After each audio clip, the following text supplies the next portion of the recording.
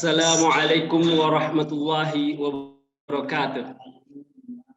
Ladies and gentlemen at home and those who are with us here in Zoom meeting room, welcome to the plenary session 4 of the World Zakat Forum International Conference. I am Fahmi Ali Hudayfi and I am a researcher of Basna Center of Strategic Studies. Well, ladies and gentlemen, today, inshallah, we are going to talk about very important and critical topic about the best practices of zakat management, in which we will be having speakers from all over the world. We will be having speakers from at least 3 countries right now, inshallah, and we are going to explore how zakat has been practiced in these countries. Ladies and gentlemen, over decades and even years ago, an institutionalized zakat organization has been starting in the Muslim countries, in the Muslim majority countries, such as Indonesia, Malaysia, Saudi Arabia, and others. So this practice of institutionalized zakat across the world is different. Some countries are regulated under Ministry of Finance, for instance, zakat in Saudi Arabia. Some others are regulated under Ministry of Religious Affairs. For example, the National Board of Zakat, Republic of Indonesia, Basnas RI, and some others are under local sultanate administration. For instance, those zakat institutions in Malaysia. While having this different practice, recently we have been experienced to the pandemic, to the global pandemic of COVID-19, in which this pandemic has been caused several consequences of poverty, in which the demand for zakat has been increasing. So this is a very interesting topic today, and we will have Dato' Paduka Amar bin Dato' Sheikh Mahmud Naim, the chairman of Lembaga Zakat Negeri Kedah. And then we are going to continue our discussion with Kamal Muhammad Mahmud. He is an administrative manager in Sudanese Zakat Chamber. And then we will have Fairuz Muhammad. He is a national chairperson of she is the national chairperson of South Africa National Zakat Fund, or SANZA. And then we have Muhammad Arifin Purwakananta, the president director of Basnas Republic of Indonesia. And then we will have Ahsin Ali Guri from Ideas Dompet Duafa. And then in the final section, speaker, we will have Irfan Nugraha, Chief Marketing Officer of Rumah Zakat. Well, ladies and gentlemen, let's have our first speaker, who is Dato' Paduka Amar bin Dato' Sheikh Muhammad Naim. Well, before having his session, let me introduce him a while. The Honorable Dato' Paduka Amar bin Dato' Sheikh Muhammad Naim was born in 1962 in Alostar, Kedah, Darul Aman. He received his early education at Iskandar Primary School, Alostar, and then continued his secondary education at Sultan Abdul Hamid College, Alostar, and Tuanku Syed Putra Science Secondary School at Kanga, Paris. After graduating from high school, he furthered his degree in business management at California State University, Fresno, USA in 1983, and successfully obtained a Bachelor of Business Science in Accounting in 1984, and subsequently in 1985, he went on to study for a master's degree at the University of San Francisco, United States of America, and was awarded a Master of Business Management MBA degree in 1986. Well, we have such a very knowledgeable profile. So let's welcome Dato' Paduka Amar bin Dato' Sheikh Mahmud Naim to have your presentation. Please, Dato', it's your time.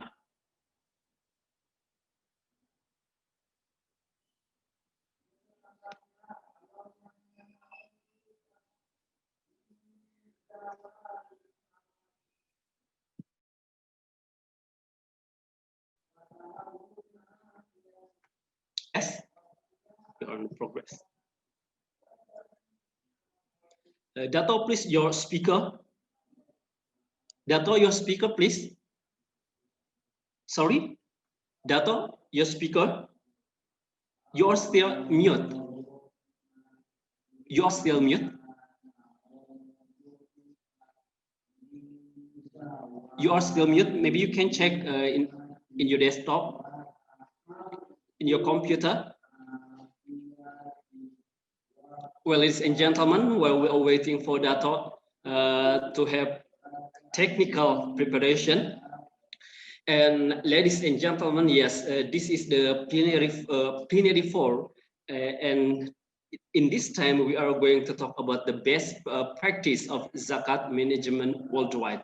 In our first section, we will have Dato, inshallah, from Lembaga Zakat Negeri Kedah, who is already there. And let me check again with Dato. Assalamualaikum, Dato. Waalaikumsalam warahmatullahi wabarakatuh. Alhamdulillah, Dato. I hope you are fine, and this time is yours. Thank you so much for the opportunity.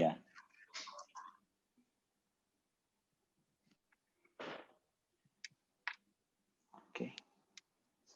Bismillahirrahmanirrahim. Assalamualaikum warahmatullahi wabarakatuh. To all the participants, I would like to share our experience in Kedah Zakat. First, about managing public perception. Allah Subhanahu wa Ta'ala said in Al-Quran, meaning, and among them, who criticize you about the charities, then if they are given from it, they are pleased, but if they are not given from it, then they are enraged. Surah Al-Tawbah verses 58. When we talk about the Zakat institution, we all must admit that Zakat institution, wherever it is, will face a crisis of trust and confidence among the societies. And this issue is not only happening today, and in fact, during the time of Rasulullah SAW, there's been a dispute over the issue of zakat distribution by the munafiq. That is why, in the verse I read above, Allah Subhanahu wa Ta'ala himself said on the issue of zakat distribution, no matter whatever we do, at the end of the day, what will satisfy all parties is when everyone gets some of the zakat funds.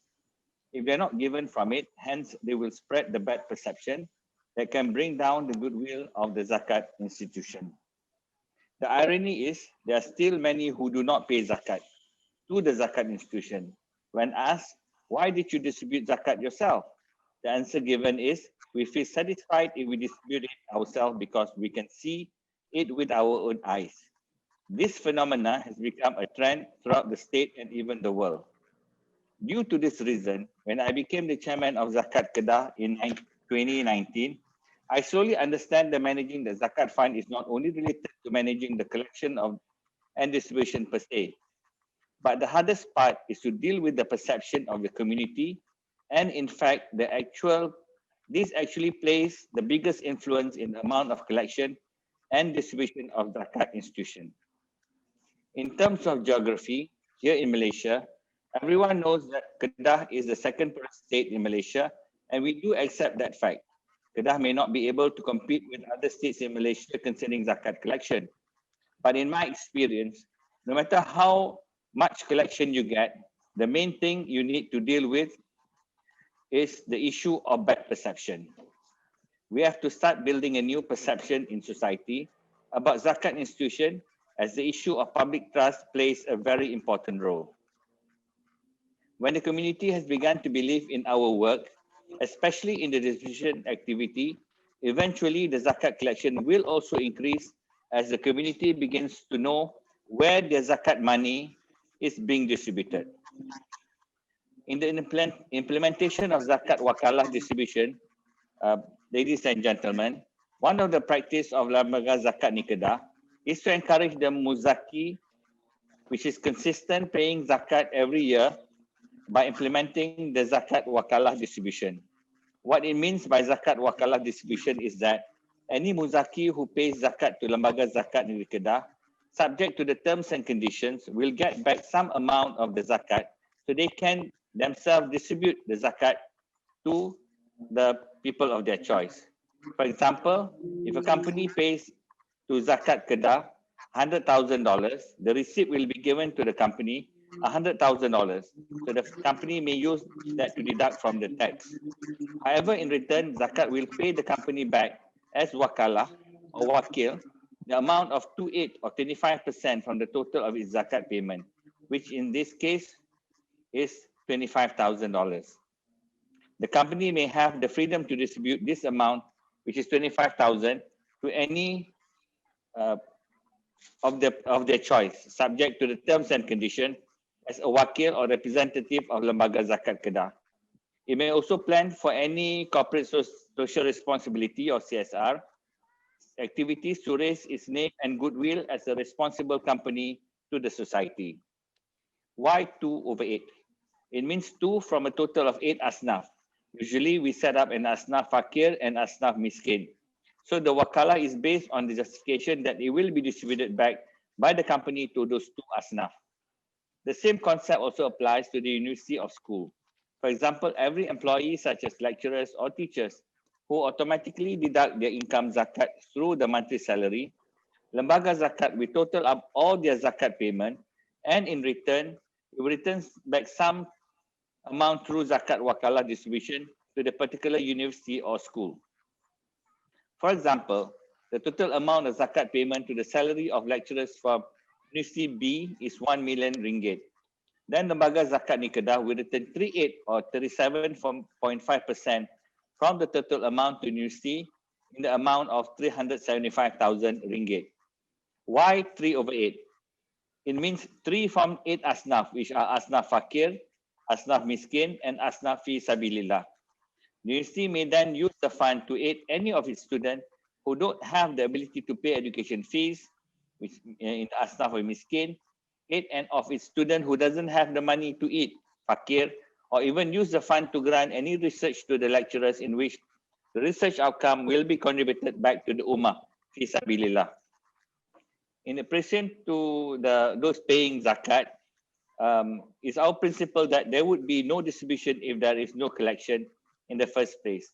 As such, we have to strengthen our zakat collection, the same as we strengthen our zakat distribution. Therefore, apart from our regular approach to asnaf or mustahid, many always forget that muzaki also needs to be approached regularly, especially the muzaki who consistently pay his zakat. The concept is similar to any corporate business where we have to care about our important stakeholders. Why does he want from us? What does he want from us? If he's satisfied when he pays zakat to us, does he want to know what our activities are? All of these questions have to be answered to him. So what Zakat Kedah does here is we appreciate the muzaki who pays zakat to Lembaga Zakat. We develop a system specifically for them to see every day how much we have collected and how much we have distributed their money. When we also get the money, all of this data are merely downloaded to a mobile app named Zakat on Touch. We advertise every day to our social media such as Facebook and Instagram what our activities are today, where we go today, and who we approach today. And most importantly of all, we also help boost their business by advertising to the public that this company or this person is a zakat payer or a muzaki. That is the idea why we create the certificate of muzaki as well as the Friends of Kedah Zakat logo for any company or any person who pays zakat to Lembaga Zakat Kedah. This logo also certifies shall act the same as the halal logo on their product. They can use their logo either to put it on front of their door or their shop or even their products. This logo will eventually give choice and confidence to the market and the buyer that the product is a Muslim product, it is halal, and it funds and is clean by paying the zakat. After all, these are some of the efforts that we make to appreciate the muzaki. Approaching and visiting asnaf together with the zakat payer and other stakeholders is one of the ways that we do it as well. Ladies and gentlemen, among the practices that we have applied is an event or activity of Lembaga Zakat. To visit and approach the asnaf, Lembaga Zakat will make sure to involve together some of the muzaki and some of the stakeholders. The muzaki may also bring their own funds or products to be contributed to the asnaf during the visit. This is to ensure that the Asnaf themselves feel and look at the conditions of the Asnaf and themselves, of the Asnaf and to whom we assist. They have to feel that they are part of their wealth and life is given to the person and who is not even capable to buy food for themselves. This feeling is important as it will attach directly to their heart and will also be remembered forever. One of the huge challenges that we have to face by most Zakat institutions is the lack of human resources. The officers appointed usually are not enough to cater to all the demands in Zakat operation. And most importantly, the majority of the bad perception against Zakat institution comes from the public, such as people in the villages. So what we do to solve this issue, we appoint the villagers themselves to be our amil or representative. Each mosque in every qaryah in Kedah has to suggest one name to Lembaga Zakat as an amil or a representative of Lembaga Zakat. What is their task? They will hold the application on behalf of Zakat and every person who wants to apply for assistance. They just have to apply through this amil at their respective qaryah without having to go to the Zakat office. The amil is then responsible to verify all the data information of the applicants before submitting it to the nearest Zakat office. Any application form that has accurate data and has been approved by the office, the amil will get the commission of 15 ringgit per form. So what happened nowadays in Kedah? Every person who wants to apply for Zakat need not come to the Zakat office anymore. All of the processes are through the appointed amil. Hence, the perception is now beginning to change as the amil has become our representative to spread the da'wah and explanation on all the activities of Zakat to the grassroots of the village of every qaryah. Apart from that, to ensure that no people are hungry or cut off from food supply in Kedah, Lembaga Zakat has also taken the initiative starting in 2018 by creating a poverty food supply center, food bank in the 578 mosques throughout the state of Kedah. This food bank center shall also be managed by the same amil where any person who has been cut off from their basic food may just come to the mosque to take the supply.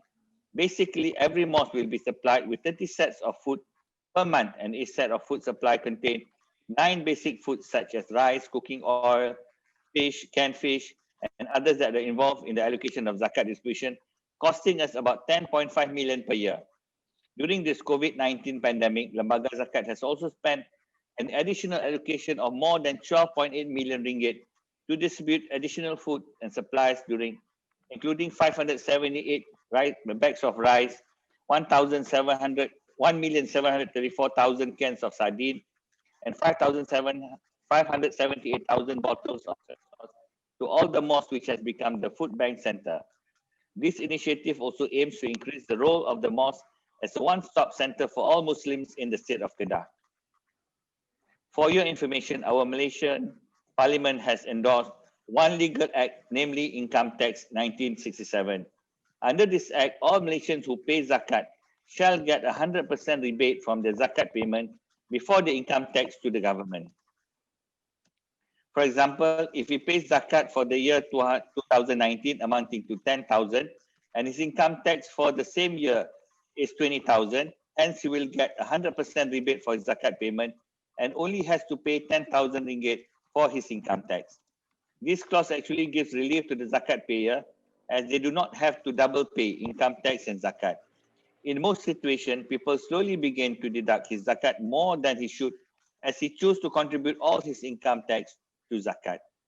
So at the end of the year, he needs not pay any tax to the government and just pay the Zakat. I don't know what is the practice in your country, but if this is something new to you, I hope that this can give you some idea to ensure effective encouragement for people to pay Zakat. During my tenure, I believe that I have to do something to make the community talk on behalf of Zakat, as since years ago, Zakat contribution was not felt to be so significant to the state of our country. One of the steps that we have taken to cater to this lacking was to set up Kedah Zakat International Research Center. People ask me why we created the center. It is because I believe that we cannot praise ourselves for our work. We need someone else on the outside to talk about us And that is how we can regain back the trust of the people. Therefore, we accelerate further by signing some collaboration with 3 universities in Kedah. Through these collaborations, now UUM or University Utara Malaysia has set up the Zakat Research Institute and Innovation. Sultan Abdul Halim Muazzam Shah Islamic International University or UNISHAM has arranged to set up the Zakat Fiqh Contemporary Study Center, while Mara Technology University has established the Poverty Data Research Center. To date, IPIZ UUM itself has approved around 82 grant research projects to all its lecturers discussing the practice of zakat management in Kedah. With this strategic partnership, Alhamdulillah, Kedah Zakat successfully organized the Kedah International Zakat Conference in 2019 for the first time in our Zakat building, which include almost 100 papers work submitted by more than 13 foreign countries and attended by more than 300 participants. As a result of the implementation of this international conference, we now have begun to establish a fruitful connection with global Zakat institutions such as Uganda, Nigeria, Thailand, Ghana, and others. We also publish an international standard of Zakat journal, which is named as the International Journal of Zakat and Islamic Philanthropy, which has now published its 4th issue for the year 2020. In terms of empowering world-class training, we also established Kedah International Zakat Academy to offer a free training platform to Zakat practitioners from all over the world other than Malaysia. By this academy, last December 2019, the top management from the House of Zakat and Wakaf Uganda sent a letter to organize a benchmarking, coaching and mentoring program for them for 9 days in Kedah, and they came. In the same month, the top management of Sokoto Zakat, State Zakat and the Endowment Commission, Nigeria, headed by Mr. Lawal Maidoki, also expressed the same wish to receive training and experience sharing from us on the method of governance and the direction to maneuver the Zakat institution, and they have also came. For me, this is a humble recognition that I feel can be shared with all of you, inshallah, after the pandemic COVID-19 gone, which we hope to go away soon. We will not hesitate to expand this collaboration further to all other Zakat institutions around the world should you be interested. In conclusion, ladies and gentlemen, I would like to take this opportunity to invite all of you to mobilize our energy and ideas to further elevate the Zakat institution in the eyes of the world and in the eyes of the public as general. The role of Zakat, which we recognize as important, should be immediately upgraded and documented so that our community shall no longer look down on this Islamic institution. Instead, we support each other and help strengthen the operations of Zakat worldwide. We from the Kedah Zakat Board also very much welcome any efforts and ideas, especially from all parties that can jointly benefit the development of the Islamic society and its economy. We also open our hands and welcome each one of you to come to Kedah, Malaysia. We are ready to share more and more about our Zakat operations and experience from now on, and I declare all of you as my family and brother. Because I believe Zakat is not just about collecting and distribution, but its role is actually more than that. Zakat actually contributes a very important role in strengthening religious beliefs, eradication of poverty, empowering health, contributing to urban and community sustainability, fighting for quality education, and everything fundamental in our daily life of all Muslims.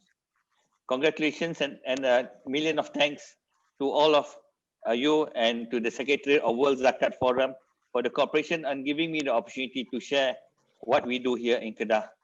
May Allah bless all of our efforts work for us, upholding this Islamic institution to be respected by all parties. I would also like to add here that we would like to move people from who's receiving zakat to those to pay zakat, regardless where we are. Sekian, wassalamualaikum warahmatullahi wabarakatuh. Thank you.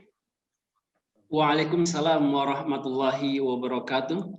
Thank you very much, Dato' Paduka Amar bin Dato' Syekh Muhammad Naim from Lembaga Zakat Negeri Kedah. Well, now we have our moderator.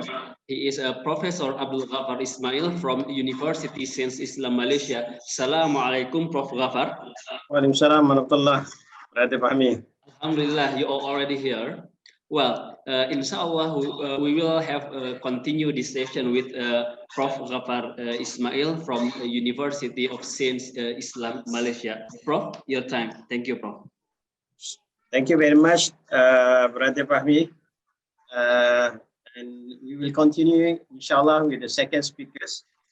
So our second speakers will be from South Africa, Sister Swairos Muhammad. She's a chartered accountant and also has an vast experience in many areas, especially in serving the South African National Zakat Fund, or SANZAF. I know very well about this organization, and also his experience in managing or become part of the team management of the SANZAF are very. She's very experienced in managing the zakat, and also experience in distribution and also the collection aspect of zakat for over 20 years. May this can share his experience with us on the topic of the zakat national the South African National Zakat Fund, and we want to learn about the experience from South Africa. Without further ado, I would like to invite Sister Fairos Muhammad for representation. I'm sure you have already PPT, PowerPoint. So please, Sister Fairos.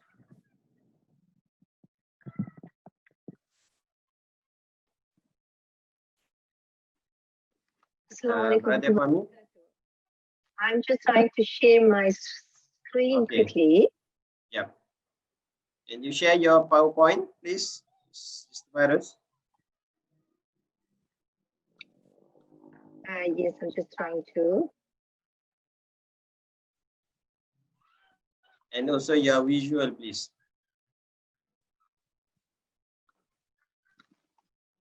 My visual, oh yeah.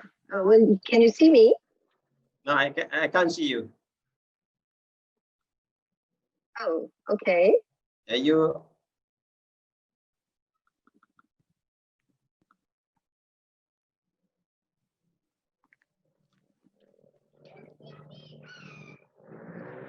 Okay, maybe I should just ask her to share the screen. Yes. Clear. There you can see. Yes, me. you can continue, please, Sister Fairos. Yes. Okay, but I just need to share my presentation quickly. Okay, they're going to just load it on now. Okay, then maybe I can start in the meantime until I have the screen.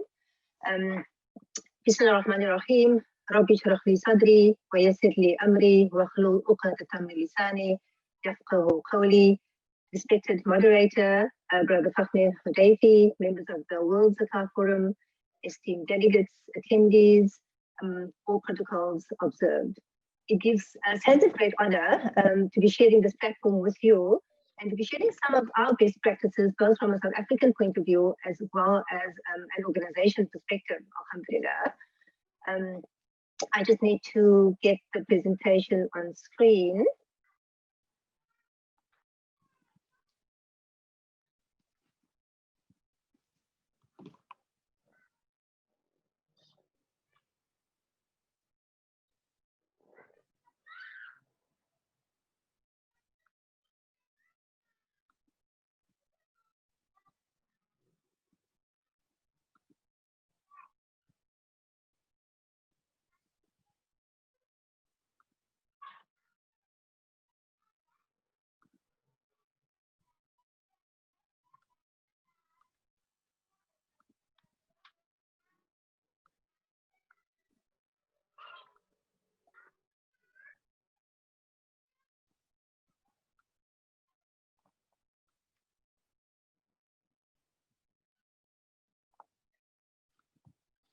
Okay, just starting to share the screen quickly.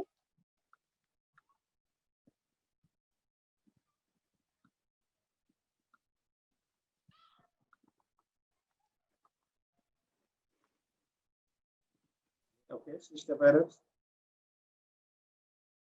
Yes. Okay.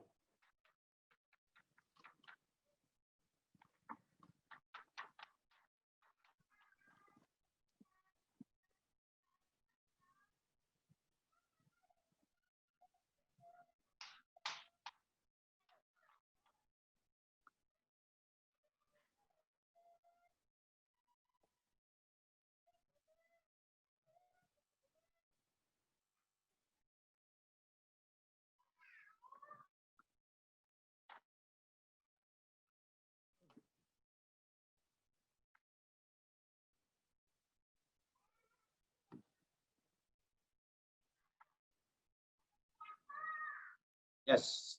And make it bigger. Okay, then thank you. Yeah. Please proceed. Okay, there we go. Yeah. Bismillahirrahmanirrahim. Okay, we can just go to slide 2.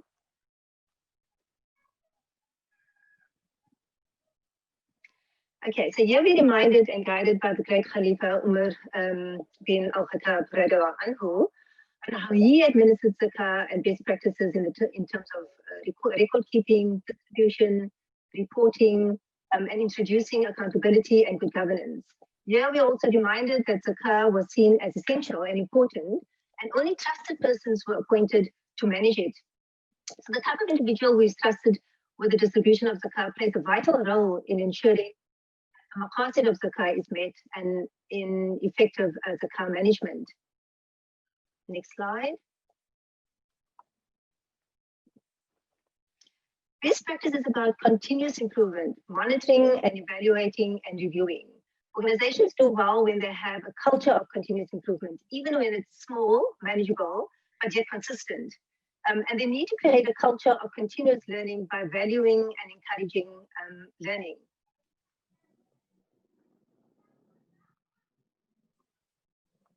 So what is best practice, or what we more commonly refer to here in South Africa at least, is what we call good governance. In essence, it's about ethical and effective leadership. Ethical, firstly, in that you need to have leaders who have integrity, who are honest, who are competent, responsible, accountable, fair, and transparent. Secondly, you need an organization that is run ethically. And like they say, the values of the organization is set by the behavior of their leaders. With respect to effective leadership, here we're referring to leaders who are results-driven in achieving the strategic objectives and positive outputs, or at least outcomes of the organization in an effective and efficient manner through strategy, performance reporting, structures, and delegation. So when we speak about best practice or good governance from a zakah management point of view, we're referring to that fulfillment of trust, that amana, in that organizations must deliver on their mandate that they have been given by the Muzaki and be accountable to their respective stakeholders. They need to be just and fair in the distribution and in the manner that they run the organization. Shura needs to occur with respect to decision making of distribution to the asnaf to ensure consensus and objectivity is applied. Organizations need to manage their resources optimally to avoid extravagance and wastage, and be efficient and effective in their operations. Organizations need to be agile in changes in the environment, both externally and internally. We need to take into account in terms of how the environment can change. And here we look at the various factors that could affect an organization and how it needs to adjust itself to ensure continued effective distribution should any of these events occur. From an external point of view, for example, if we take the current situation like COVID-19, how it affects the economy both from the Muzaki and Asnaf point of view, and how the organization needs to adapt accordingly. And from an organizational point of view, we've listed the various good governance principles you can apply, which in the end will give you positive outcomes from which the organization can benefit, as well as address later on, which I will address later on. So these are just the various possible internal and external factors that affect the organization. So if I just look briefly, here, for example, you could have political instability. COVID is obviously where it would affect the organization from an external point of view. If you look at internal factors, we could look at, for example, you may have assurance levels. So you have auditing, you may have internal auditing, transparency, accountability. All these factors affect how the organization is run, and ensuring that at the end of the day, stakeholders have confidence in the organization to ensure that they continue with their objectives. So maybe just to give you some a broader aspect in terms of from a South African context, yeah, I just wanted to give the attendees that environment in terms of how it relates to South Africa. And you may not, or you may know that we are not state regulated, as we are a Muslim minority, and thus we're not regulated by Islamic law. And because of this, there is no enabler for example, a government in a Muslim country like Malaysia that supports and enables an effective zakat management system. There are also no strong deterrents against non-payment, so people can pay as they please. There are no consequences like penalties, for example, if you look at fines or even imprisonment in some Muslim countries against non-payment. And there are no forced recovery for unpaid zakah. And thus we can see that when zakah obviously are not being paid accordingly, it obviously results in actual collection possibly below its potential. Just continuing from a South African context, the decision thus to pay is completely voluntary. Zakah organizations from this perspective thus lack governance frameworks because there's no regulatory government intervention. We are not monitored to ensure correct application of the maqasid of zakah, as well as to ensure compliance of the adequate zakah rules. We're also not held accountable for the funds and collections that we collect and for the funds that we distribute. But just from a distribution point of view, from a South African context, here we look at the Muzaki, who obviously, for example, you can distribute in 3 specific ways within South Africa. Firstly, the Muzaki himself or herself. However, they may calculate this zakah incorrectly, distribute it to the wrong beneficiaries, as well as to someone who may not even be eligible to receive zakah. Local organizations may duplicate distribution, as which what happens here in South Africa. The organization distributes today, and tomorrow another organization distributes to the exact same individuals. So these are just some of the disadvantages we as a country face not being regulated within the zakah management system. So let's just clarify, maybe just dig deeper, just in terms of what exactly are zakah organizations' responsibilities. So if you look at then, here I've just highlighted some of the responsibilities. So besides being accountable and ensuring that we comply with the rules of Sharia pertaining to zakah, I just want to emphasize our responsibility to the asnaf. Their rights in terms of being treated fairly, justly, with no favoritism, being objective and without prejudice, but more importantly, to retain their dignity. And also that an important objective of zakah is to improve the life of the asnaf, to ultimately be able for them to become self-sufficient. But organizations waste resources in duplicating, abusing the AMIL allocation, and not being transparent and accountable for those funds collected. So just in terms of what's happening currently in terms of South Africa with respect to best practice, so I just want to share some of our views. So from a positive point of view, many organizations take on the role of educating and making the public aware of the plight of the poor and the importance of paying zakah. However, there are hardly organizations that educate the public on the technical aspects of zakah. Another best practice is that we enable easy payment platforms, at least for the Muzaki, where the physical visit to the various offices, or whether digitally. However, there are not many collaborations with our counterparts as they distribute most of their resources outside of South Africa. However, SANZA's approach is to distribute their zakah that they've collected within our borders, unless there's a specific donation that is made outside of the country. However, even though we're not state regulated, we are, however, registered. If you are registered as a non-profit, you have to comply with the local legislation and regulations. So on a positive note, currently, we have a group of organizations and professionals of which SANZA is a part and sponsor, where we're establishing a set of guidelines on good governance for Islamic NGOs to guide them specifically on how to manage their organizations. But this, again, is completely on a voluntary basis as well.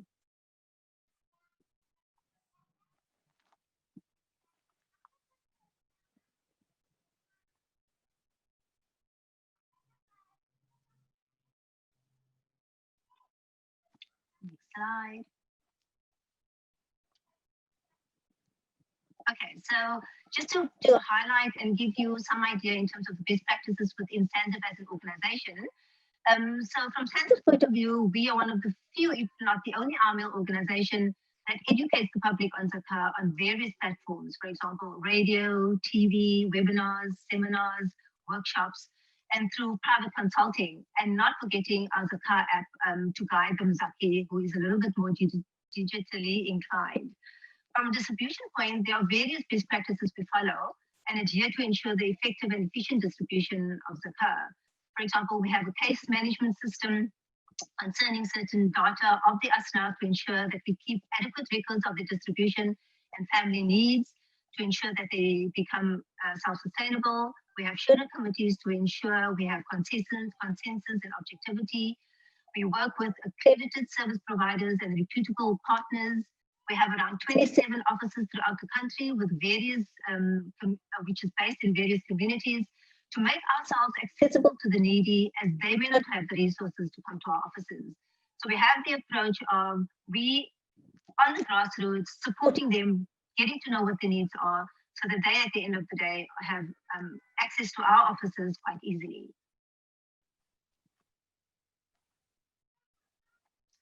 Here I have highlighted just some of our best practices to ensure an effective zakat system, such as manual succession planning, which can become a challenge for many organizations in South Africa, compliance to various practices like authority levels, reporting, and maybe from seeing that I'm mentioning just with reporting, we have best practice where we produce our set of financials within 3 to 4 months of our year end. We publicize our annual report on various platforms just 5 months after our year end. So we try and comply with best practices throughout various within the organization.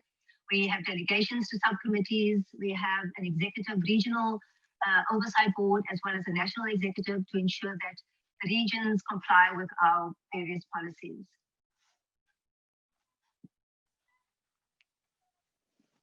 So just on a positive note here, adherence to good governance or best practice does pay off, as during this year, alhamdulillah, Sanziv was honored and humbled to have received an international recognition for global good governance in the category of capacity building, alhamdulillah.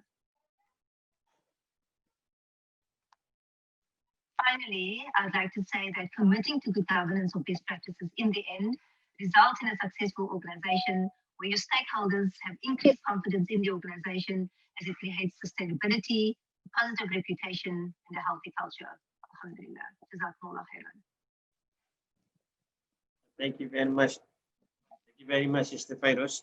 And I would like to highlight a few points that have been discussed in this presentation on the best practices of zakat management.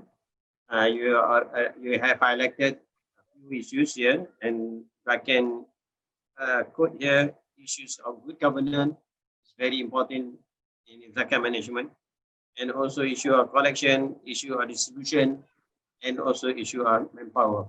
I like your key point in your presentation is continuous improvement. So we are looking for continuous improvement in the zakat management for the betterment of the ummah, inshallah. So thank you very much, Mr. Fairoz. Yeah. So let's we move to the third speakers. Mahmoud from Sudan. Yeah. Assalamu alaikum. Yes. Assalamu alaikum. Brother Kamal Muhammad Mahmoud. Alaikum assalam. Assalamu alaikum. Assalamu alaikum. Okay. So I would like to introduce first your Brother Kamal. He's from Sudan, and he graduated from the University of Khartoum in 1989, and he earned diploma in business administration from the University of Kordofan in 2004, and currently he's the administrative manager of Sudanese Zakat Chamber, and he already joined this institution since 1990. So we would like to invite you, Brother Kamal Muhammad Mahmoud, to present the best practices of zakat management in Sudan. Please. Okay. Thank you very much. Hello. Thank you very much, Dr. Abdul Ghaffar, Prof. Abdul Ghaffar. Welcome. Alhamdulillah. Yeah. Please. Let me. Yes. Okay. First of all, let me to express my profound thanks to the WZF for their great effort to unify us to meet one another. First of all, also let me to show the best practice of zakat in Sudan. The Sudanese experiment. Next. Yes.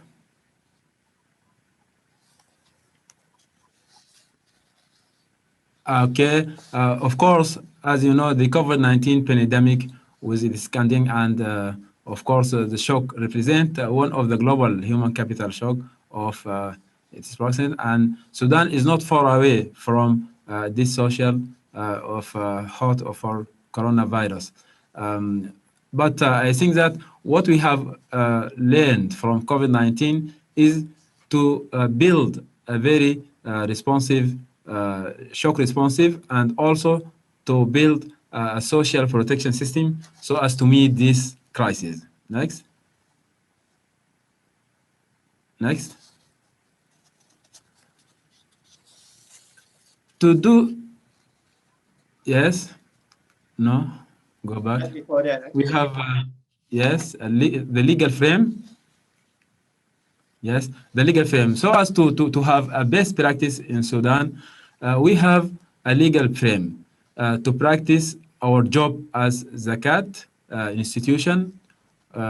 We have this Zakat Act 2001. This Zakat Act will allow us to do our collection and our distribution according to this act. We have the Chamber of Zakat, of Sudanese Zakat, which is established according to this act. Then the Chamber also is a subject to the supervision of the board. We have a Zakat board in Sudan. Number three, there shall be established at the Chamber a board to be known as the Zakat Trustee Hire Board. And this board is composed of the following. Next. Next, please. We have the minister is the chairman of this board, the Minister of Labor and Social Development. Then the trustee general is a member of this board, and then a number of members not exceeding 20, appointed by the President of the Republic upon the recommendation of the minister. This is the board of Zakat in Sudan. Next. So the objectives of the chambers. Of course, in Sudan, the objectives of the chambers are three: to collect and distribute and manage zakat in a way that to achieve a social exchange and mercy. Apply the zakat system collection and distribute alms in such a way as may achieve purity of property and purification of soul. Then to disseminate zakat right among people. These are the main objectives. Then the main activities of zakat chamber in Sudan: to collect zakat from the payers of zakat, then to distribute zakat to the deservers, and also managing the process of collection and distribution. All these according to the Act of Zakat 2001. Also, we have the general conditions for zakat being mandatory. This is regarding the collection of zakat in Sudan. The person is owing the nisab, certain amount of wealth. Then the elapse of 1 year. This the case where zakat is obligatory. As you know also, zakat in Sudan is practiced through the law, so it is obligatory. It is not voluntary as we saw in the many of countries. They are doing their zakat voluntarily. But we in Sudan, we are doing our zakat according to the act. So the deservers of zakat. The Sudanese Zakat Chamber distributes zakat for 8 recipients as follows. We have the poor, and then we have the needy, we have the zakat worker, those who are hopefully expected to adopt Islam, and then enslaved immigrants, releasing prisoners, and then we have the debtors, those who are indebted as a result of lawful transactions, and fail to their debt when it is due. Then, in the cause of Allah, refers to spreading Islam and da'wah. And finally, the wayfarer refers to traveler who has been stranded and cannot reach his destination. Those are the 8 asnaf for zakat. We are doing really, we are distributing zakat for those recipients, 8 recipients according to the Quran and Sunnah. Next. So how does the Sudanese zakat chamber reaches the beneficiaries? In Sudan, there are 3 levels of governing. We have the central level and the state level and locality level. Those are the 3 levels of governing in Sudan. So next. So yes. So the Sudanese Zakat Chamber is headed by the by the Trustee General at the central level. We have this Trustee General. He is responsible from all the Sudanese chambers in the localities and in the states. And then we have the state level. We have a director there. We call him the Trustee of the state. Both of them, the Trustee General and the Trustee of the state, their role only to plan and to evaluate and to monitor. But the real practice of zakat activities in Sudan is really in the locality level, which is headed by the manager of the locality. We have the locality and then we have a manager in this locality. The real practice is there in this locality. The link between the zakat locality office and the beneficiaries is the grassroots committee. This is the main link between the office in the locality and the beneficiaries. So the role of the grassroots committee approve the application of the deservers. And having the recommendation of the grassroots committee, the beneficiary can submit his application to the Zakat locality office. Next. The Sudanese Zakat Chamber has, we have the grassroots committee, as I said before. This grassroots committee has a very great role in building the Zakat institution, in contributing in developing the Zakat institution in Sudan.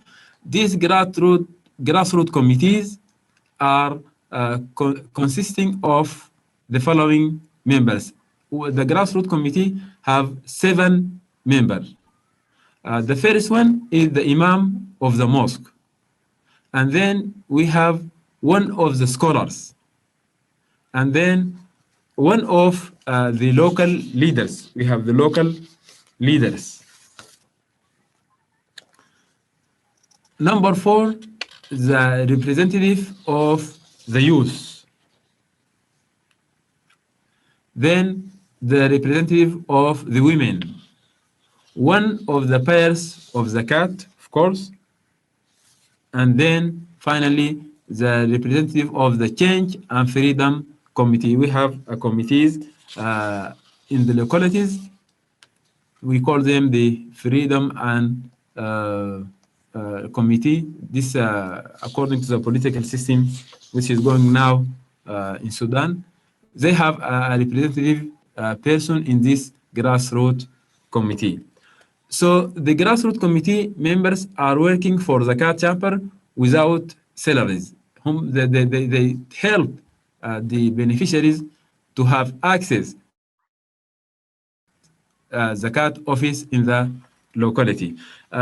Also, I want to add something here.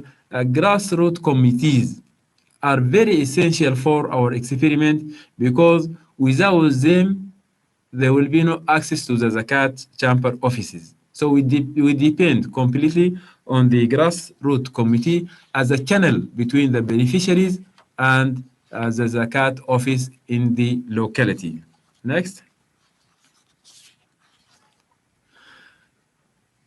So what are the types of services provided by the Sudanese Zakat Chamber? We do give subsidies. We help in education assistance. Also, we give health assistance, water services, debtors, and prisoner assistance. We give productive projects to the individual and collectively. Also, we give collective services project and others. And in this regard, I would like also to shed here some points. We have a sort of coordination with the Minister of Labor and Social Development. So as a governmental entities, Zakat in Sudan is completely a governmental sector. We are working under the umbrella of the government. We are completely a governmental organization. So when we do practice our job and when we give the subsidies and to support the poor people and the needy, we are completely organizing with other entities in the Ministry of Labor and Social Development.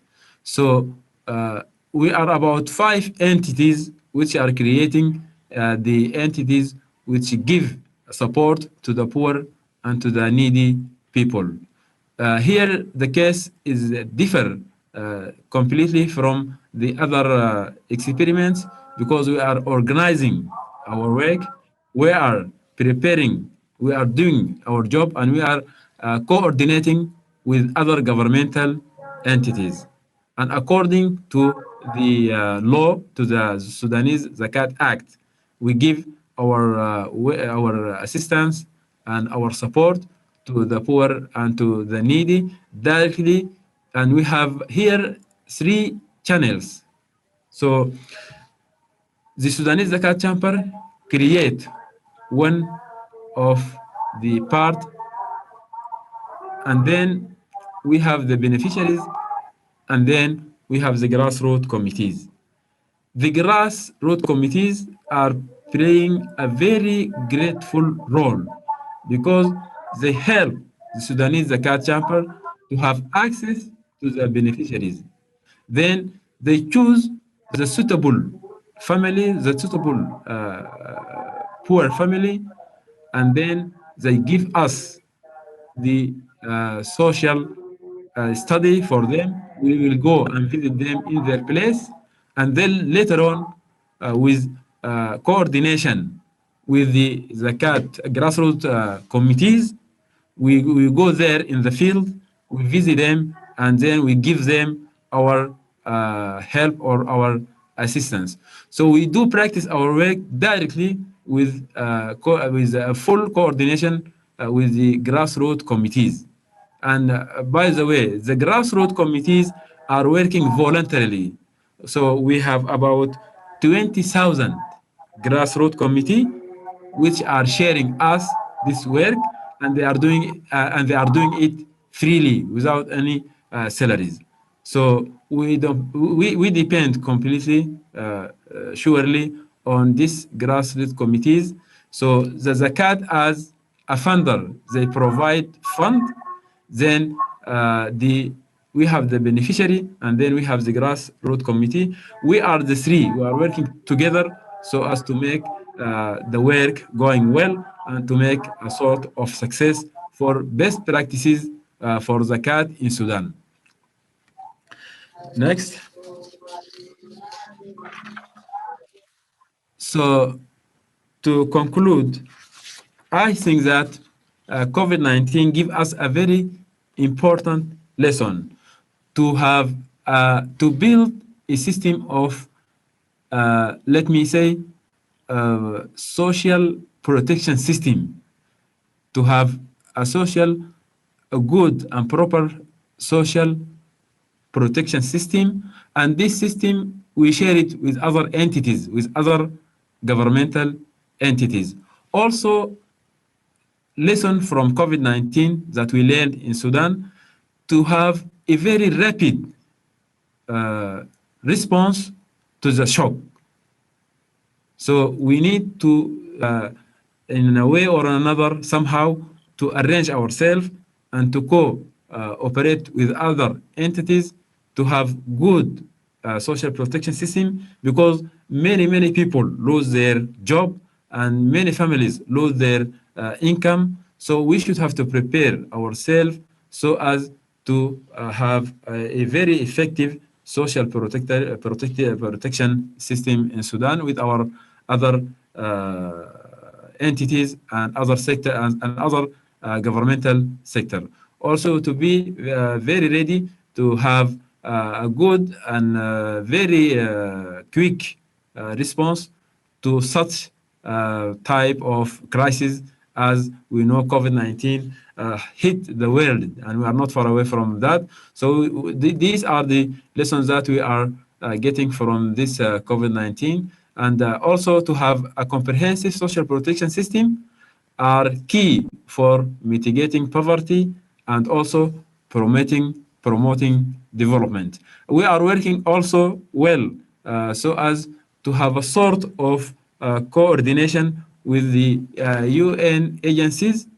Now we are beginning that. In the past we haven't, but now we are trying to do our best to build a sort of coordination between us and between the UN agencies which are working in this domain, and also to put on the way to put some consideration for the SDGs, the Sustainable Development the development. We are working hard so as to mitigate poverty with them, with the SDGs goals, of course, and this will go directly with the international community. We are working in coordination with the international community so as to develop and to have a better practice for our zakat, to share the international community with us in doing and in fighting surely poverty, and also to do a sustainable development, which is one of the fundamental goals of the international community, and especially the UN agencies which are working in such domain. Simply, this is our practice in Sudan. Finally, I would like to ensure that we are doing our work in not in a voluntary way, but in a governmental sector. As a government body, we are a government body. We are doing zakat. In that, we do collect zakat according to the law, and we are distributing zakat according to the law, of course, and above that, we are practicing that through Sharia, through Quran, through Sunnah. So finally, please let me to express my very profound thanks to the speakers and to the distinguished participants from different countries, and my deep thanks to WFZ for their very grateful and fruitful contributions, so as to have a very brilliant and a very united zakat body system across the world. Thank you very much, Mr. Prof. Abdul. Thank you very much. Thank you very much, Brother Kamal, for presenting your paper in the case of Sudan. So we are far away from each others, but today we can share our knowledge through this online similar to this webinar seminar. Okay, and of course it's very beautiful to look into that papers, because you look it from the different perspective, where a country that had 3 layers of government, how do you manage the zakat from that perspective? You have the central government, you have the regional, and also you have the local government. So although, let's say in the first speakers discuss about the second layer of government, but in South Africa discuss about the role of the community in managing the zakat. But here we have another example where a country, the central government, manage the zakat for the benefit of the ummah. So then you also highlighted you find related on the issues of the decision and also collection at this community level, where you appointed the committee members that come from different groups. So here have a model of to embed or to involve committee members to be in managing the zakat in Sudan. Thank you very much, Brother Kamal. Hope you wait, and then we will have a question and answer at the end of the session. Let me proceed to the. Thank you. Thank you, to the fourth speakers. Brother Muhammad Arifin Purwakananta from Indonesia. Ya, Bismillahirrahmanirrahim. Uh, Assalamualaikum. Brother Muhammad Arifin Purwakananta. Oh, okay. Thank you very much. Brother Muhammad Arifin Purwakananta is currently the President Director of Basnas, Republic of Indonesia. Before this, he was the Director of Basnas, and then he was become the Executive Director in 2014. Okay? And also, he has experience as a President of Association of Fundraising Professional from 2010 to 2016. And also, he was a Chairman of the from 2008 to 2014. So with that vast experience, I'm sure that Brother Muhammad Arifin will present the best practices of zakat management in Indonesia. The time is yours, Brother Muhammad Arifin. So please. Bismillah. Assalamualaikum warahmatullahi wabarakatuh. Waalaikumsalam warahmatullahi wabarakatuh. Praise to be Allah who has given us the beauty of striving of uphold the zakat Sharia throughout the world. A Sharia that was brought by Muhammad Rasulullah Sallallahu Alaihi Wasallam to bring us from darkness to light. Allahumma salli ala Sayyidina Muhammad wa alihi wa sahbihi. Thank you, Professor Ghaffar, for this opportunity, which I respect all speakers at the session. Let me explain management of zakat campaign in COVID pandemic in Basnas, Indonesia. Bismillah. As the President Director of Basnas, Indonesia, I am grateful that during the world crisis due to the COVID pandemic, Basnas can continue to improve its performance in collecting and distributing zakat. Basnas estimates that the 2020 achievement will increase by 27% year on year in this time. This high achievement is because Basnas Indonesia implement various innovation in the field of collection, operation, and distribution of zakat. Let me the best practice zakat management session at the World Zakat Forum International Conference to explain some of Basnas best practice in encourage collection, namely how Basnas Indonesia carried out zakat fundraising campaign during the COVID pandemic crisis. We know that the crisis that occurred began with a health crisis, which then had an impact on the economic and social crisis. This pandemic, which is widespread and fast, was pressured by panic in the world community, so that all media coverage issues were focused on news about COVID. This health crisis was followed by an economic crisis and social crisis, where the closing of shop and office had an impact on the increase in a number of poor people, and also had impact on Musaki, who had been giving zakat to Basnas. We use the approach that zakat collection activities are the result of effort to communicate and campaign to zakat with zakat payment channels and encourage satisfaction from Musaki in tithing. This time, we will discuss just one of the three main activities in raising zakat. It's the zakat campaign. After COVID pandemic, various communication are carried out by Basnas. It's outdoor media for recitation, seminar, and zakat counter were closed. This encouraged Basnas to find new ways. On this occasion, we will explain the various steps that have been taken by Basnas in the Zakat campaign that has succeeded in encouraging the collection that is considered good by many parties. The following are various Basnas approaches in the Zakat campaign during the COVID crisis.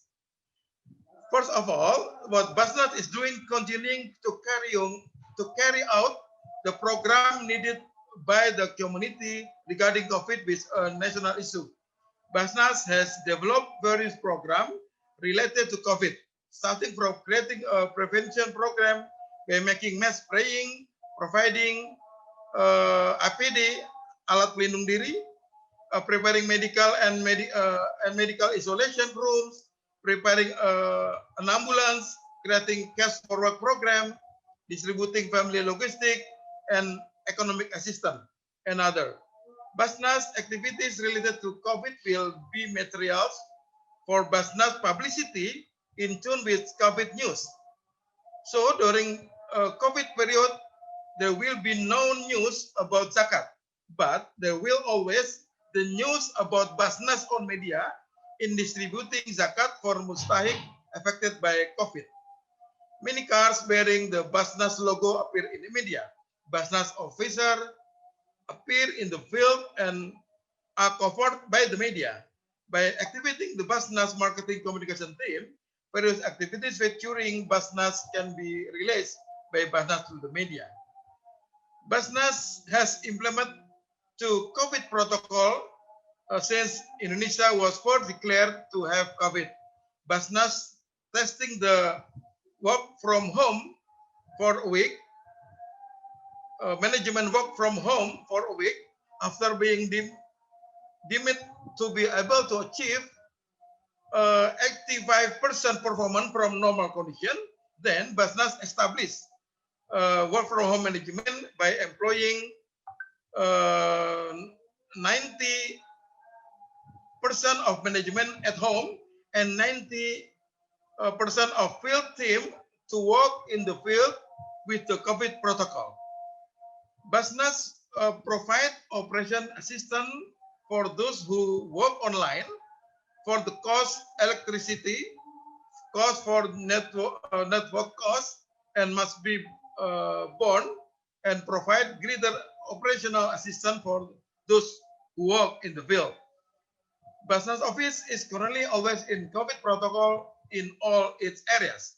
They are instructing to limiting the distance, requesting the use of mask, providing hand sanitizer.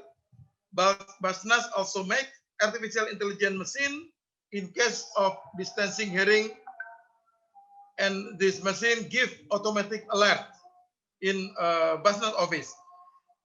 Basnas also standardized the Basnas offices with secure COVID certification, which guarantees the implementation of protocol in accordance with the applicable regulation. Leader, Amil, and volunteers wear masks in public place. The doctor of Basnas, who is covered by COVID protection tool, post a photo with a cheese, with a smile, and pick up by the media to make positive news. Basnas select photo, then can be displayed and not. Everything is made as an education for the community, as well as showing the seriousness of Basnas. This is an effective communication that Basnas is implementing the COVID protocol. Basnas released that Muzaki are group with good literacy. For this reason, Basnas and Basnas person must appear as strict COVID standard. During the COVID period, Basnas also launched the Basnas logo, caring about COVID by drawing a picture of maintaining distance. This was inspired by the big brand in the world that launched the COVID brand. The public respond well to this logo, which can be from comment on social media who like and praise the Basnas logo, Basnas COVID logo. Both logo and posters relate to momentum of the big day. We're given a touch of COVID protocol. Next, Basnas strategic steps are to completely change the outdoor campaign, event, face-to-face services at the counter to become completely digital. Basnas totally stopped installing banner because the Muzaki class was unable to leave the house. Communication has been replaced by digital. Some of remaining banners were processed creatively through a photographic approach so that they could be presented as a digital campaign. Basnas also built easy donation through various digital platforms. This is not only make it easy for people to give zakat, but this is always the Basnas logo on the smartphone, and it reminds them for their zakat obligation. Currently, there is no large online shop in Indonesia that doesn't have Basnas button and product. Basnas collaborate with more than 20 digital shops and online services in Indonesia, in addition to build their own Basnas website, which is currently increasingly visited by Muzaki. Various events are developed on Basnas YouTube channel, including online music concert, studies, training, seminar, and others to continue to present Basnas and invite the public to care. Submission of donation, press conference, and so on. Is digitally developed by Basnas. This can relatively make Basnas in the mind of public. As cheap test, Basnas often use Google Trend to measure how many people search for Basnas on this search engine. Google Trend analysis can be used to provide an initial picture of the level of public recognition of Basnas Indonesia. Basnas also often make comparison with various zakat institutions in the world. The success of this communication made the collection of Basnas run relatively well. Basnas zakat collection is estimated to increase 27% year-on-year from last year. When last September, the Ministry of Economy of Indonesia announced a crisis condition, the figure of zakat collection was slightly than the expected figure. However, Basnas get around this by exploration a new market for good resultant accumulation. Ladies and gentlemen, at the end of this short presentation, I will confess some conclusion. First, that the COVID crisis result in change in Muzaki preference in getting message. For the reason, Basnas has carried out various of strengthening program and management that care about COVID. Basnas also encourage various campaigning ways to continue to be able to introduce Basnas branding and invitation to give zakat to the public. Basnas has fundamentally changed its communication strategy and is direct through digital. Good communication management will support the practice of collecting zakat, as evidenced by a 27% increase in collection from last year achieved by Basnas. That is our explanation. Thank you for your attention. Assalamualaikum warahmatullahi wabarakatuh. We will leave to into Waalaikumsalam warahmatullahi wabarakatuh. Thank you, Brother Muhammad Arifin Purwakanata, for your presentation that specifically discussed on the effort that have been done by Basnas during the pandemic period. Okay? And I am sure that we have done, the participant agree with me that you have done an excellent job in catalyzing zakat that become relevant during the pandemic period. And of course, here we are very thankful to you that you fight together with the others during this during the distress time. So thank you very much, Brother Muhammad Arifin Purwakanata. Let's proceed to the next speakers. Brother Ahsin Aligori. Yes, Prof. Brother Ahsin Aligori, are you here? Yes, Assalamualaikum warahmatullahi Okay, thank wabarakatuh. you. Okay, Brother Ahsin. So I introduce first Brother Ahsin Aligori. He's currently the Executive Secretary of IDEAS, Dompet Duafa, and he's also the Senior Researcher at the IDEAS Institute Development and Poverty Studies of Dompet Duafa. And he got his master's from Institute Pertanian, I think Institute Pertanian Bogor, and he has more than 14 years experience in community development and also Islamic social finance. And his principal research interests include on social enterprise, value change, and marketing of agriculture, impact assessment of poverty alleviation program, and also Islamic philanthropies. And he has also experience doing projects like the Korban projection of fundraising for LAS, Lembaga Zakat, and also he has conducted the survey of program and also evaluation on Cipta Kerja regulation, and currently he is doing research on strategy of poor household affected by pandemic and also social food securities during pandemic and also work fund.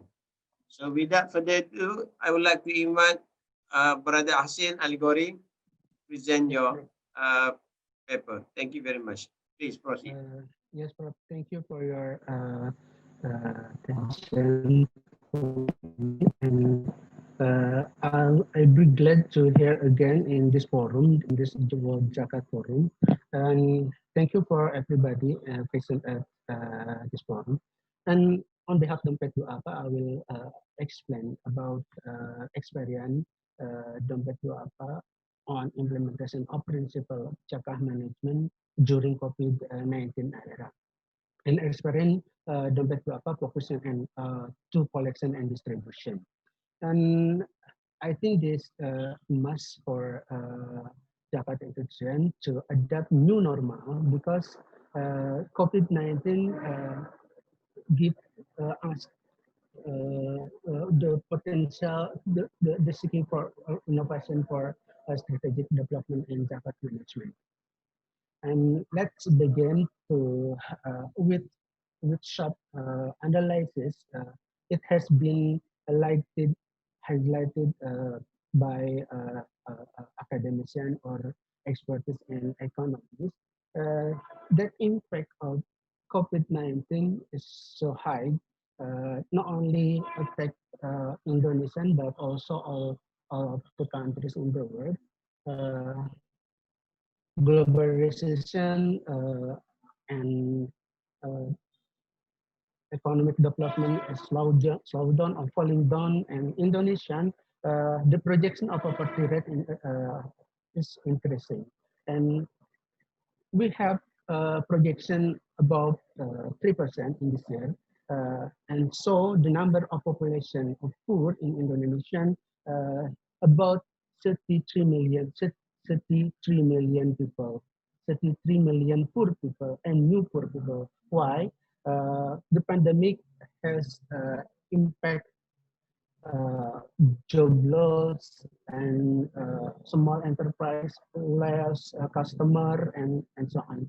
And so this is the challenge for Zakat International to contribute to solve the problem, the big problem, not only government but all stakeholders to contribution to tackling impact of COVID-19. And another issues in Indonesia during COVID, there is potential public donation based on research by CCPHI, CCFHI. There is 2% of GDP per capita has potential to be collected and can be distributed to people affected by COVID-19. And otherwise, we conduct the research. We found that 100 Zakat institution is on Zakat collection is decreasing, about 50% Zakat collection. And between two issues, we have the new strategy. What we create the new strategy in this situation, in adapt new normal situation in COVID era. That the basic of reason why we must implement the good strategy in pandemic era. At least four principles of Zakat management during COVID-19 that implement in dompet duafa. The first is convenience. The principle is utilizing the rule of technology to make a donation. This point is how to utilize the digital technology to make a donation. And the second principle is exactness. This principle is how to search the beneficiaries, appropriate beneficiaries that people affected by COVID, not only poor people, but people affected by COVID. And this is this challenge. And third principle is openness. How we promote the integration to create the network and partnership to all the stakeholders can join us to tackling COVID-19 to help poor people, to help people affected by COVID-19, like rapid test, like test swab, and so on. And the last principle is integrated. The principle is how to create the integrated project or a small integrated project in a local community to provide the basic need, to provide the basic for food, for health, and so on. And this all the principle how try to implement during COVID in dompet duafa. And this is the document of visual digital services innovation on fundraising at dompet duafa. We developed the crowdfunding web, and we collaborate with taking channel to make a donation. And we developed the gadget app, transaction via a WhatsApp app, and it's all of the digital technology how to utilize full to make a donation. And this is the material campaign for COVID donation during pandemic. We try to collaborate to all the stakeholders, to all the company that concerned tackling COVID-19, and we try to not only Indonesian stakeholder but also in other countries like in Malaysia. We collaborate with Umar and Hana Omar and Hannah animation child. Yes, maybe Prof known that the Omar and Hannah animation. And this is the national campaign then for COVID donation during pandemic in Dompet to Apa. And how to social media campaign can push the brand of our institution, like how activities that deliver to public for tackling COVID, like provide service ambulance, spraying disinfectant on public surfaces, public area, and so on. And this is a kind of charity and volunteer event joined with a public figure to all stakeholders, all public figure to endorse our program to tackling effective and efficient COVID-19. And this is the result, Alhamdulillah, on Ramadan this year. Dompet Duafa, Zakat Fund, Zakat collecting has only increased 16.30% compared with Ramadan last year. Alhamdulillah. And this is some of services provide Dompet Duafa to tackling COVID-19. We provide a call center for public. We educate for clean and health behavior for poor people, spraying disinfectant services, provide logistic and hygiene kit, and so on. And this is the other services that provide Dompet Duafa and handling COVID-19. We have hospitals that collaborate to conduct swab tests and rapid tests. Alhamdulillah. And Dompet Duafa provide the distribution for food for poor people, like sembako, like food, like rice and oil, and so on. And the last, we try to create the integrated project, small integrated project that called the Damber, how to cultivate the fish and vegetable to provide protein and vegetable to fulfill food in the level communities, in the level families. And Alhamdulillah, these programs tremendous replicate area and some of Dompet Duafa branch adapt this project because these projects efficient to implement in the level community. And this all a presentation from Dompet Duafa. Thank you for attention, and this time I will give the to Prof. Gofar. Thank you, Prof. Assalamualaikum. Okay. Thank you, Brother Asin, for your presentation and also sharing with us on the program that has been done by EDS Dompet Duafa. And again, this is the example that we can learn from Dompet Duafa, how we can help the Ummah through Zakat and to the program that has been well designed, and also not only well designed but also looking at the impact of that program on the Ummah and also on the community. Thank you very much again to Brother Asin. So now we go to the final speakers. We go to the final speakers. Irfan Nugraha. Irfan, are you here? Yes, I am here. Okay, thank you very much, Irfan. Okay, so let's introduce first Irfan. Irfan is currently the Chief Marketing Officer at Rumah Zakat, and he is a marketing professional. So he's a marketing man who has spent 14 years of experience working in international philanthropic organization. And among his remarkable achievements, including the first Indonesian local brand champion 2017-2018, awarded by SWA magazine. And he also received United Nations Economic and Social Council or ECOSOS status.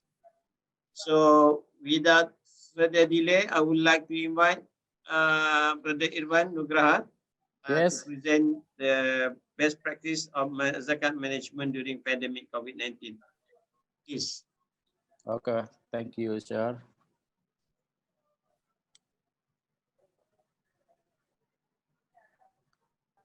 Bismillahirrahmanirrahim. Assalamualaikum warahmatullahi wabarakatuh.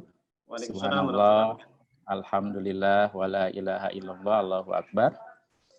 Praise the reason of Allah Subhanahu wa Ta'ala that with His mercy we can meet virtually. Prayer and greetings be given to our Prophet Rasulullah Sallallahu Alaihi Wasallam. Thank you, the committee and moderators, Professor Abdul Ghaffar Ismail, for the opportunity for us to share experience and greetings to all speakers who have inspired us all. My name is Irfan Nugraha, Chief Marketing Officer and Head Digital Transformation of Rumah Zakat, and send regards from CEO, from BOD, to all participants, and tonight all Amir Rumah Zakat in Bahasa Nobar, watching together World Zakat Forum International Conference. Okay, next. COVID-19 pandemic in the world and Indonesia. The data as of November 30, there are 61.8 million positive cases in the world, while in Indonesia there are 538,000 positive cases. In Indonesia, the number of positive cases has not shown a decrease. The government has implemented a gas and brick strategy, which is to control the spread and protect the economy. Based on the data from the government, Indonesian growth in the third quarter is minus 3.49%, and improvement compared to the second quarter, minus 5.32%. With this condition, of course, it has an effect on increasing the number of poverty and unemployment in Indonesia. Okay, pandemic impact crisis chain.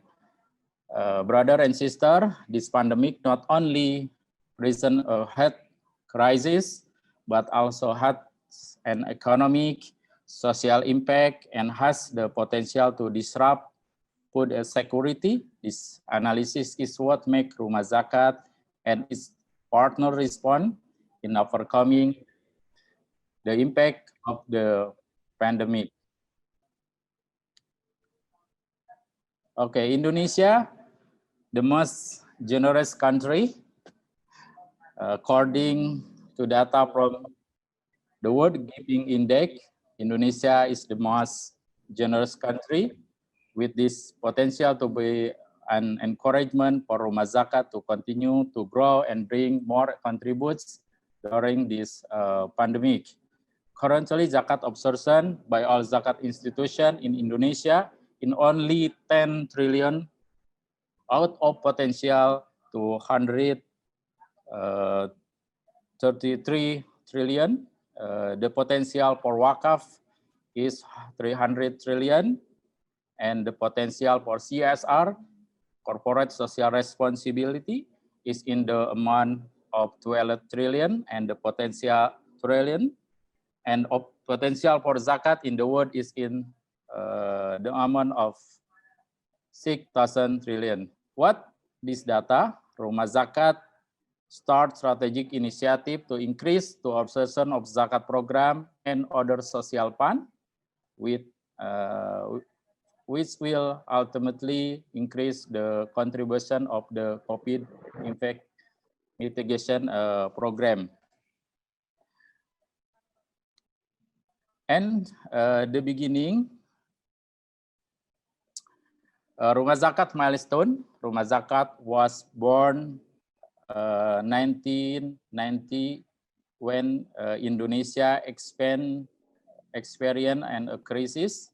You can see the slide, the development of Rumah Zakat with the history. It becomes an encouragement for Rumah Zakat to survive and grow. What interesting about Rumah Zakat journey is that there is a meeting between the crisis and the transformation of the Rumah Zakat organization.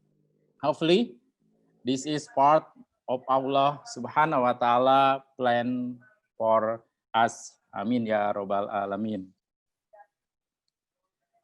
Okay, this slide I will share word digital philanthropy architecture.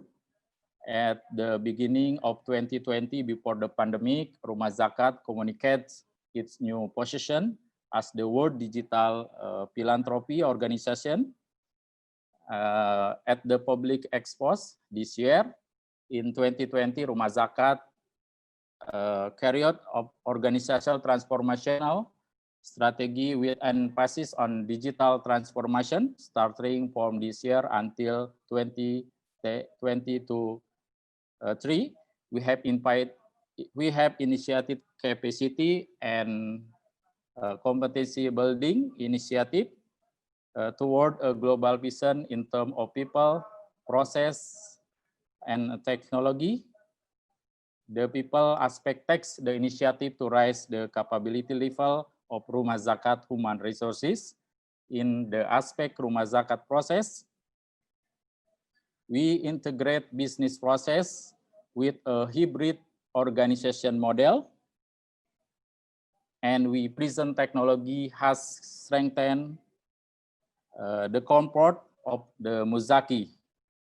The existence of this pandemic has accelerated the process of adopting digital technology in Rumah Zakat, which has been carried out starting 2060 by creating sharinghappiness.org, and in 2018, Infak ID and lelangbintang.com platform.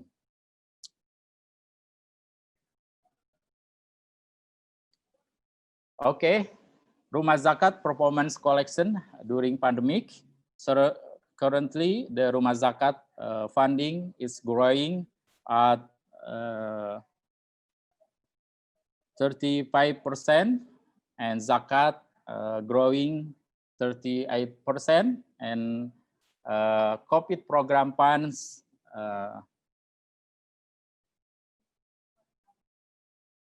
30 billion. And Alhamdulillah, of course, in addition to organizational adoption factor, but also government support in education zakat during this pandemic. How does Rumah Zakat manage its organization during this crisis? There are three principles for Rumah Zakat. One, the last man standing. When there is a decline in economic condition, Rumah Zakat must continue to survive in order to continue the organization and program contribution. Second, the first man striving. Rumah Zakat should be inspiration in seizing opportunity during a pandemic, but by accelerating the execution of its transformation agenda. Third, the first running. Rumah Zakat continue to conduct studies and analysis to predict future condition in order to continue to seize opportunity in change in society and industry behavior, new rules in new normally, and new value that are present of result of this pandemic.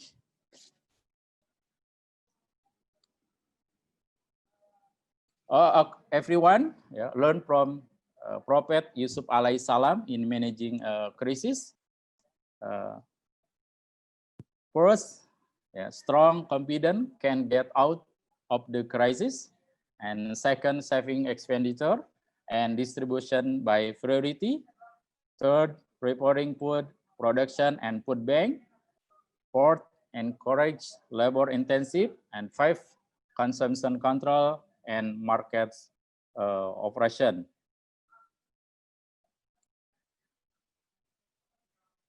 This slide, from this inspiration, Rumah Zakat carries out strategy. First, strategy survival mode. This strategy, but not reducing the support growth of funds, and prepare to different scenario. One, cut 50 operating costs immediately. Second, make a plan to cut 30% operating costs. And third, make a plan cut 15 operational costs. Okay. Second, Rumah Zakat adapt quickly to the new normal. Change in donor behavior are the aspect that we respond to. Donor behavior are the aspect that we respond to with this fourth change. The fourth mega shift in consumer behavior in COVID-19. This reset from inventure. One, customer or Muzaki stay a home lifestyle. And two, second, Muzaki empathic society grow. And third, go virtual. And fourth, bottom of pyramid. With this four change, Rumah Zakat quickly adapt from the beginning of pandemic, that is before entering Ramadan. We immediately shift gradually both in the pawn collection pattern, service to Mustahik and Muzaki, as well as making programs that are relevant to the basic need of the community. Okay, next. The method of communication to the community during this pandemic was carried out with a digital marketing model and educating the public to donate digitally through online donation channel, crowdfunding, Infak ID, and lelangbintang.com, and also through digital network that have collaborated with Rumah Zakat both in Indonesia and the world. Currently, 95% of community donation are made online. Okay, this slide with increasing unemployment or being laid off, Rumah Zakat strengthen platform program, namely people who volunteer for the gathering. And 2020, this will grow 170%. Meanwhile, Infak ID with in easy platform for daily infak grow at 973%. And 2020, Rumah Zakat also present a new platform with the name Digital Islamic Style. This application is an effort to improve the Muslim community in carrying out their lifestyle as a Muslim, so that it is hoped that it can support the Sharia economic movement launched by the government. Third strategy, in technology leverage, in digital transformation in the technology aspect. Rumah Zakat strengthen the aspect of leadership capability and digital capability. We continue to carry out the design thinking process to answer the needs of technology to support Mujaki security and accelerate the internal process. In 2020, Rumah Zakat will initiate a business process integration from collection to distribution, from Muzaki to Mustahik. In collection, Rumah Zakat collaborate with through e-commerce and digital network. And this led this Rumah Zakat agenda digitalisasi business process in 2020 and 2021.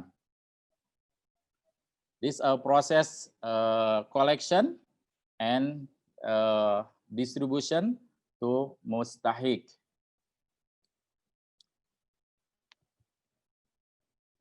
Fourth, the distribution of program according to priority,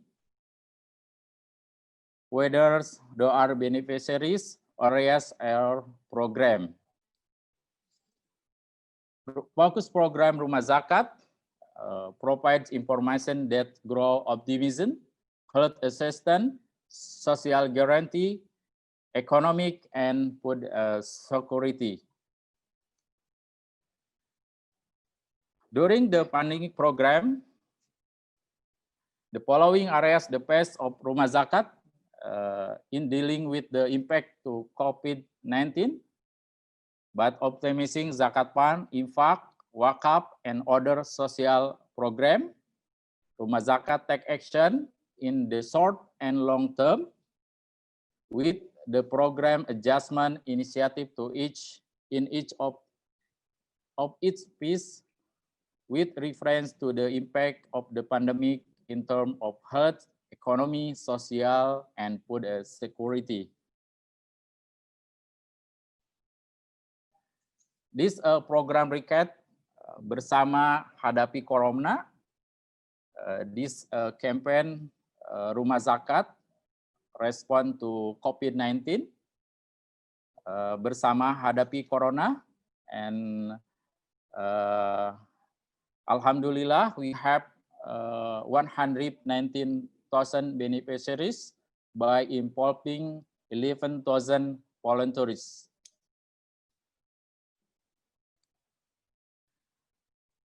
Five, and the last strategy is to do pentahelic collaboration with government, academic, expertise, community, business, and media. We know that the COVID is a challenge everyone is facing, and it is a joint obligation to overcome, which is why we must establish collaboration, because it's a way to cover our weakness and share our strength so that more effort is created to achieve our common goal. Okay, this slide our partners Rumah Zakat, Alhamdulillah, yeah, and this slide acknowledge Rumah Zakat in this year from Indonesia Original Brand 2020 and Give Award 2020, and that is everything from us. Hopefully in the future we can to continue to collaborate in strengthening the campaign for the keep sharing in the pandemic movement and collaborating in overcoming the impact of COVID-19. Thank you very much. Wassalamualaikum warahmatullahi wabarakatuh. Well, and thank you very much for all the and also the participant for cooperating with me and also in handling this session. And lest I conclude that our weaknesses can be complement with the strength from others. And then we should experience, and from these talks, we should get some experience, or we should learn from the experience from others that they can do well. Why not we also can do well, or we can do that on the continuous basis for the betterment of the Ummah through this zakat mechanism, inshallah. So with that, I stop here and says Assalamu alaikum warahmatullahi wabarakatuh.